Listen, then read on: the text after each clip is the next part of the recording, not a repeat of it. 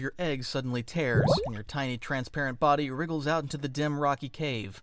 You're not alone. 10,000 of your siblings are hatching at the same exact moment.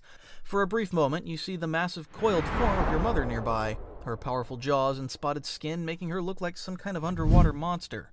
She's been guarding you and your siblings for the past 112 days, coiling her body around the grapefruit-sized egg mass. Before you can even process the sight of her, a sudden current rips through the cave entrance. It catches your weightless, helpless body and thousands of your siblings, sweeping you all away like underwater dust. You have absolutely no control over your movement. Your muscles barely exist at this point, so nature sends you to the upper layer of the ocean water, the zone above 200 meters, where sunlight reaches. You and the few siblings who've also survived drift upward, staying there effortlessly and helplessly. Now this is your home. Why this place? Because at this stage, your body can't survive the pressure of the deep ocean, and here you can eat all the plankton floating around. You have a proper sunlight to see. But obviously, there's a huge risk of becoming a very easy snack for another ocean creature. When everything settles down, you spot a plankton floating nearby. You try to move your body, although you have nothing to propel yourself with. Still, you strain every cell in your transparent form to drift toward it. Opening your mouth, you gulp down the plankton. Finally, some food in your stomach. This tiny meal is quite enough for a few days because you're literally so small that your energy needs are minimal. This will be your entire larval life cycle for the next 2 years. Just staying at the upper layer of the ocean, hoping nothing eats you, and also hoping that plankton come near enough so that you can eat and survive. 2 years have passed, and you're barely recognizable from that pathetic transparent speck you once were. Your body is stretched to about 15 centimeters long, bright orange with distinctive dark patches scattered across your sides. Your once useless fins have grown stronger, your head is widened, and your eyes have developed properly to actually see the world around you. Your time in the upper ocean is over. Something deep inside your developing brain triggers an instinct you didn't know you had. It's time to sink. You stop fighting to stay in the upper waters and let your now heavier body descend through the water column.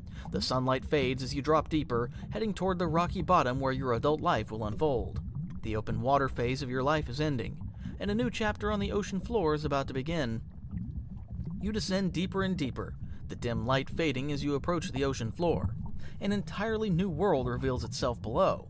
A mosaic of colorful plants, sprawling kelp forests, rocky outcroppings, and countless small caves and crevices. It's nothing like the open water where you've spent your entire life so far. Without conscious thought, a powerful instinct takes over. Your brain stems light up with a singular command. Find shelter, now. You spot a promising rock cave structure and dart toward it, eager to hide your bright orange body from whatever might be hunting for a snack your size. Just as you're about to enter the cave, a giant red lobster lunges at you, its claws snapping where your head was a split second ago. You barely dodge, feeling the water displacement as its claw misses you by inches. Pure panic drives you to spin around and dart into the nearest clump of orange kelp, your bright color perfectly matching the plants. By the time the lobster turns to look for you, you've completely vanished from its sight. Your heart races frantically. Nothing in your 2 years of floating in the upper ocean prepared you for predators that actively hunt and chase you. You remain frozen among the kelp fronds after several minutes. The lobster scuttles away, still clicking its claws in irritation at losing its meal. You give yourself time to calm down, learning an important lesson about this new environment. You're not at the top of the food chain, not even close. After the coast is clear, you cautiously drift along the seafloor until you spot another crevice, this one appearing empty. You slide inside, your narrow body fitting perfectly into the tight space. This will be home for now. You're not territorial yet. How could you be? You can't fight anything and win. After resting for some time, your stomach reminds you of another challenge. You need food. Cautiously, you emerge from your crevice, keeping close to the bottom and scanning for danger. The ocean floor is teeming with life. Giant fish, octopuses, and other creatures that could eat you in one bite. You're about to retreat back to safety when something catches your eye. Small worm-like creatures partially buried in the sand. Curiously, you flick your tail near one, disturbing the sand. A worm pops up, startled by the movement. Without hesitation, you lunge forward and gulp it down. Finally, some food. Better yet, you realize you don't even need to hunt in the open. These worms and other bottom dwellers are plentiful and easy pickings. Gaining confidence, you spot a small crab wedged between two rocks. You drift closer to investigate. The crab doesn't move quickly enough. Your jaws close around it and you taste crab meat for the first time. Tasty. Much better than plankton. You're so focused on your meal that you don't notice the shadow passing overhead. It's only when the water darkens significantly that you look up and freeze in terror. A large lingcod is hovering directly above you, its massive mouth opening as it dives down for an easy meal. You instantly abandon the crab remains, darting sideways as the lingcod's jaws snap shut where you were a moment ago. It's not giving up that easily, though. It turns with surprising speed, chasing you across the open seafloor. Your only advantage is maneuverability. You zigzag frantically, making sharp turns the bulkier fish can't match. Despite your desperate maneuvering, the lingcod gets close enough for its teeth to graze your side, leaving a painful gash. The injury burns like fire, but adrenaline keeps you moving until you reach a dense forest of colorful kelp. Trembling with exhaustion and pain, you hide among the kelp, the cut on your side stinging in the salt water. There's nothing you can do about it except hope it doesn't get infected. Tonight was a harsh lesson. Your bright orange coloration might help you blend with kelp, but in the open it makes you stand out like a neon sign to predators. You need to be more careful about where and when you feed. The next morning your wound still stings, but hunger drives you from hiding. As you cautiously navigate between rocks, you notice something unusual. A small blenny fish darting in and out of an anemone. The fish seems to have a symbiotic relationship with the stinging creature, using it for protection while cleaning parasites from its tentacles. Every time the blenny ventures a bit too far from the anemone, you inch closer. This would be your first attempt at hunting something that could actually swim away, something bigger than worms and plankton. Your body tenses as you wait for the perfect moment, remaining perfectly still except for your eyes tracking the blenny's movements. The fish darts out just a bit too far, and you launch forward with unexpected speed. Your jaws snap shut around the blenny's tail before it can retreat to safety. The fish thrashes wildly, fighting to escape, but you refuse to open your jaws. After several seconds of desperate struggle, the blenny stops moving. You've made your first real kill. You munch it down, feeling a strange pride. You're evolving, slowly but surely. Over the next 4.5 years, your life follows this pattern. Hiding, hunting, growing. Your bright orange body with dark spots gradually begins to fade, turning a dull gray-brown or dark olive that helps you blend into the rocky ocean floor. Your once tiny body stretches and thickens, growing from 15 centimeters to an impressive 2.4 meters, becoming heavy and powerful with tough, slimy skin. Most impressive of all is the transformation of your jaws. Once weak and barely functional, they now house rows of teeth specialized for bigger diet. Your fins, already stronger from your juvenile days, grow even more powerful. Your dorsal fin now runs along your entire back, and your pectoral fins have developed into effective tools for navigating tight spaces between rocks, ready to claim a permanent den and, perhaps most importantly, find a mate who will share that den for life.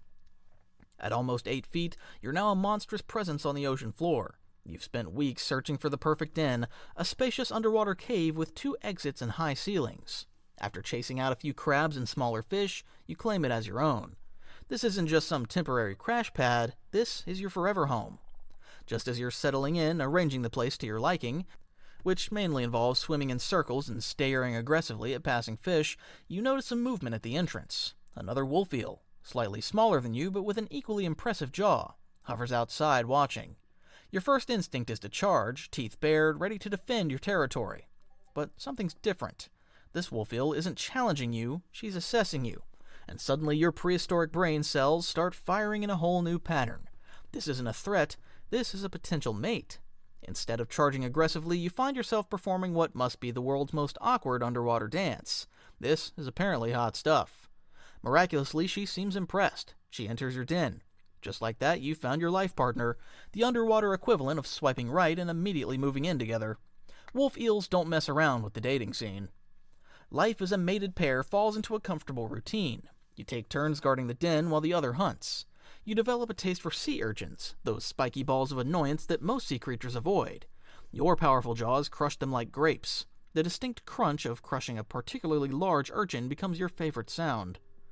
One day while you're out hunting, you spot something unusual, a large crab with especially meaty claws, practically gift-wrapped in protein. As you approach for an easy meal, something massive and orange shoots out from behind a rock. A giant Pacific octopus, all 8 arms reaching for the same crab. For a moment, you both pause, sizing each other up. The octopus is bigger than you, each of its arms nearly as long as your entire body. But you have those bone-crushing jaws, and this crab was clearly yours first. You decide to stand your ground, positioning yourself between the octopus and your intended meal. The octopus changes color rapidly, flashing warning patterns across its skin. The message is clear. Back off, or things get ugly. While this is happening, a deep-sea fishing vessel deploys a trawl net, a massive heavy net designed to scrape the ocean floor and catch anything in its path. The net, weighted with steel rollers, drags across the rocky reef, stirring up sediment and crushing small structures. You don't notice the net approaching until it's too late. The net scoops it up, tangling its long, slimy body in the mesh along with rocks, fish, and the octopus. You thrash violently, your jaws snapping at the net, but the mesh is too strong, and its sharp teeth can't cut through the synthetic fibers. The net is hauled up rapidly to the surface, a journey from 400 meters to the boat in just a few minutes. The sudden pressure change causes severe stress to your body. Internal organs are strained, and you struggle to breathe as dragged through the water. On the boat, the crew dumps the net's contents onto the deck, and you land with a thud, surrounded by fish and debris. The crew, surprised by the ugly creature with its square head and sharp teeth, decides it's not worth keeping for food or research, so they just leave you in the net for hours, sorting out other fish. Later, rough hands lift your nearly lifeless body. The fisherman holds you up like a trophy as others take selfies with your dying body for their social media post. Back home, your mate waits, unaware that you'll never return, that she'll spend the rest of her life alone, just another forgotten casualty of human indifference.